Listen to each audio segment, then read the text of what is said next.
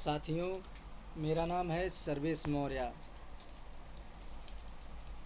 और हमें मौर्य होने पे बहुत गर्व है। हम हिंदुत्व रक्षक हैं, सबसे बड़े। अगर किसी को भरोसा नहीं है तो हिस्ट्री उठा के पढ़ लो, सही हिस्ट्री पढ़ना।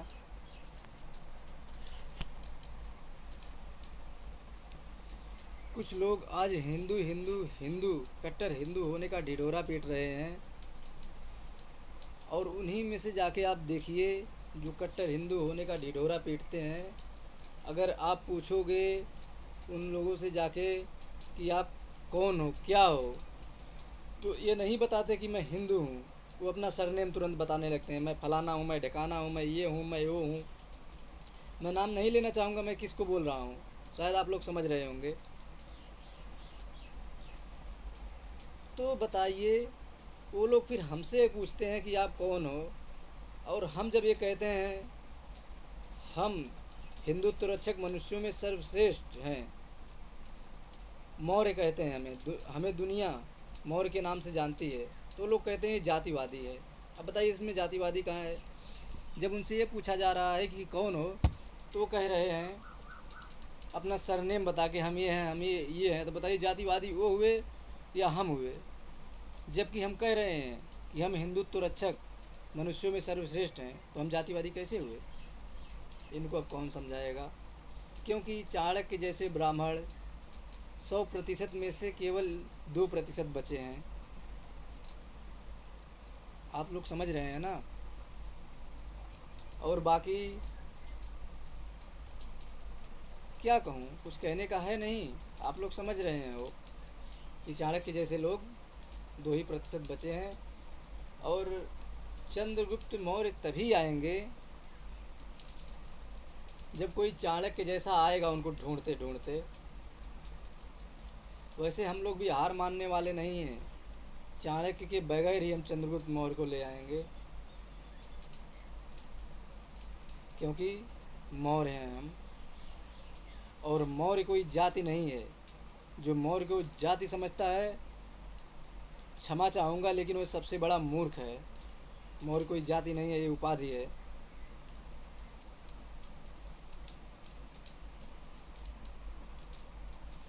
और जो लोग कट्टर हिंदू होने का ढिढोरा पीटते हैं, मैं देखा हूँ वही सवर्ण लोग, अगर दलित लोग और बहुत लोग जो शूद्र दलित हैं, जितना मांसाहार भोजन वो करते हैं, उससे ज़्यादा कहीं ये सवर्ण लोग करते हैं, उसका 10 गुना ज़्यादा।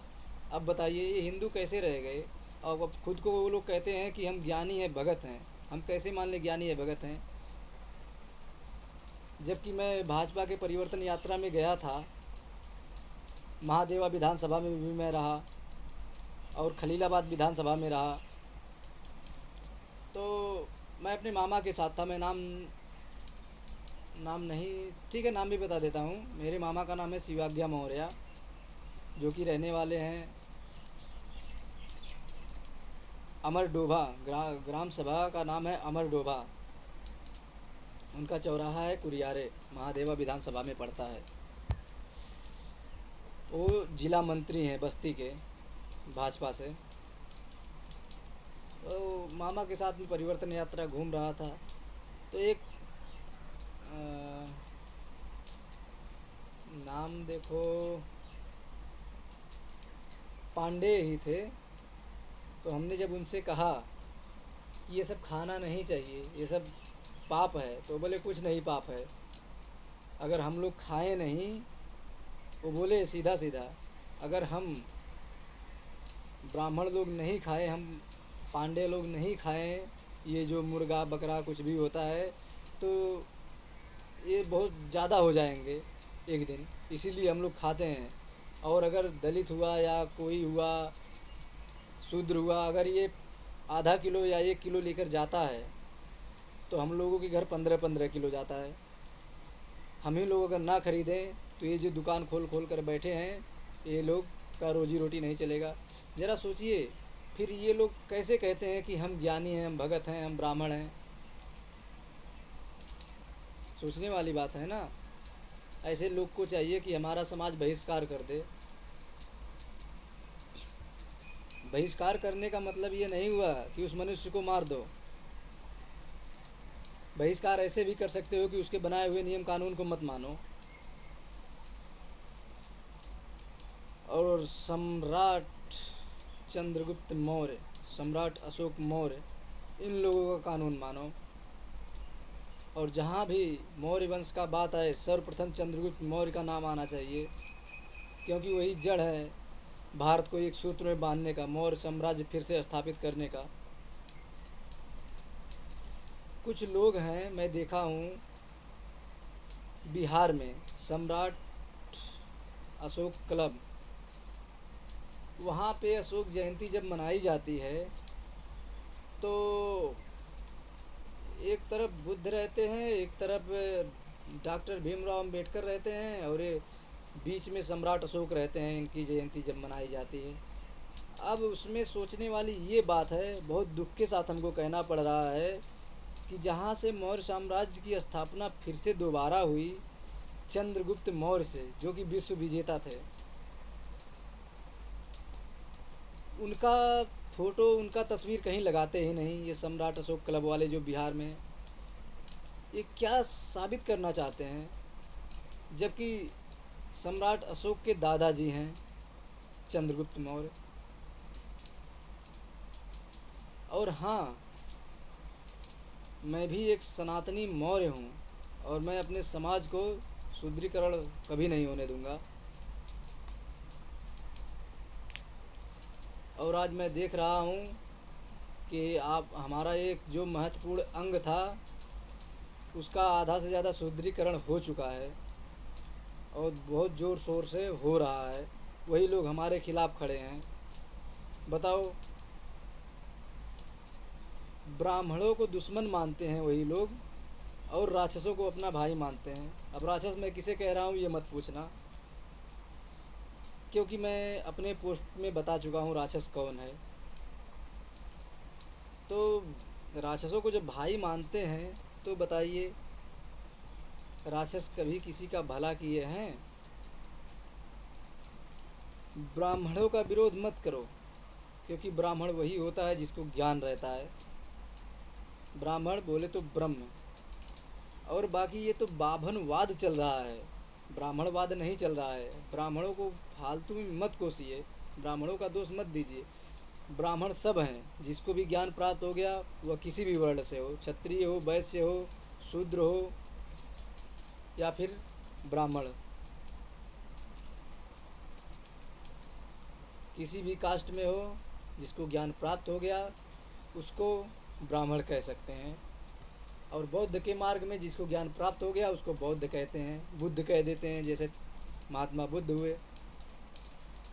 यही बात है, बुद्ध कोई अलग नहीं है। कुछ मूर्ख लोग ये कहते हैं कि बुद्ध के अलावा कोई भगवान नहीं है, सम्राट अशोक के अलावा कोई नहीं है। अब बताइए, अगर सम्राट अशोक के अलावा कोई नहीं है तो सम्राट अशोक जी कहाँ से आए? अगर बुद्ध के अलावा कोई नहीं है तो बुद्ध जी कहाँ से आए? बहुत सोचने वाली बात है, बहुत विचार विमर्श करने वाली बात है। हमारे समाज में ऐसी ऐसी कमी है कि जिसको दूर करने के लिए हमको बहुत समय लग जाएगा, और मैं उसमें कार्यरत हूँ और हमेशा रहूँगा। मैं सर्वप्रथम अपने देश को समर्पित हूँ। मैं देश के लिए कुछ भी कर सकता हूँ। ये देश पूरा एक घर है, इस घर में जितने लोग रह रहे हैं वो हमारे परिवार के हैं, और बाकी कुछ बाहरी राक्षस भी इसमें आके बस गए हैं। उन्हीं राक्षसों का खात्मा करना है। उन्हीं राक्षसों को बचाने के लिए कितने लोग जुटे हुए हैं। लेकिन हम भी मौर्य हैं, हम कभी हार नहीं मानने वाले हैं। हम हमेशा जीतते आए हैं और जीतते ही रहेंगे। और हाँ, अगर कोई मर रहा है, उसकी जान बचाने के लिए हमें वहाँ हारना पड़ रहा है, तो वो भी हमें स्वीकार है, मानवता के नाते। और एक चीज़ और बताना चाहूँगा कि जिन सवर्णों ने मौर्यों को शूद्र कहा है, वो अब संभल जाएं, संभल कर रहें, क्योंकि मैं सर्वेश मौर्य उन लोगों को कभी छोड़ूंगा नहीं, चाहे वो आकाश में छुप जाएं या पाताल में छुप जाएं या कहीं भी छुप जाएं, तीनों लोकों में कहीं भी छुप जाएं, मैं उनको ढूंढ निकालूंगा। उनका शूद्र कहने का दुस्साहस कैसे हुआ। इस पृथ्वी पे सर्वश्रेष्ठ मौर्य ही है, मौर्य के अलावा कोई नहीं है। ये जो सवर्ण लोग कहते हैं कि हम सवर्ण हैं, हम जनरल हैं, ये भी हमसे छोटे हैं। लेकिन क्या करें, कुछ अपने लोगों के कारण ही हम लोग ओबीसी में आ गए हैं। सही मायने में हम लोग ओबीसी हैं नहीं, मनुष्यों में सर्वश्रेष्ठ मौर्य ही आते हैं। कहते नहीं, घर का भेदी लंका ढाए, बस वही चीज़ आ गया है। घर का भेदी लंका तब ढाया क्योंकि वो धर्म पे चल रहा था, मानवता पे चल रहा था, इसीलिए घर का भेदी लंका ढाया। लेकिन ये कौन से मानवता पे चल रहे हैं जो सर्वश्रेष्ठ मनुष्य को ओबीसी में ला रहे हैं, बैकवर्ड में ला रहे हैं। अब बताइए, ये कौन से संविधान में लिखा है कि जो सर्वश्रेष्ठ है उसे ओबीसी में ला दिया जाए। कौन से संविधान में लिखा है, कौन से ग्रंथ में लिखा है कि मौर्य लोग शूद्र हैं। क्या किसी के पास है कोई जवाब? नहीं है। हमारे लोग जो थे, अब मैं आपको एक चीज़ और बताता हूँ। उदयी भद्र नहीं, क्षमा चाहूँगा, राजा बृहद्रथ मौर्य। राजा बृहद्रथ मौर्य की हत्या हो गई थी, और किसने हत्या की थी आप लोग को पता है, जो कि एक बाभन था, ब्राह्मण नहीं बाभन, पुष्यमित्र शुंग। राजा बृहद्रथ मौर्य की हत्या कर दी थी। क्यों हत्या कर दी थी, उसके पीछे भी कारण है।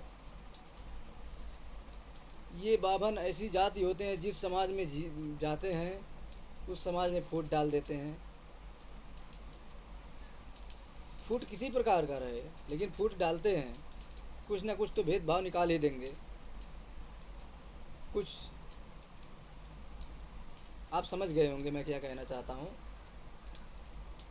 निकाल देते हैं। तो राजा बृहद्रथ मौर्य की हत्या कर दी थी पुष्यमित्र शुंग ने। क्यों की थी, इसके पीछे भी कारण था। राजा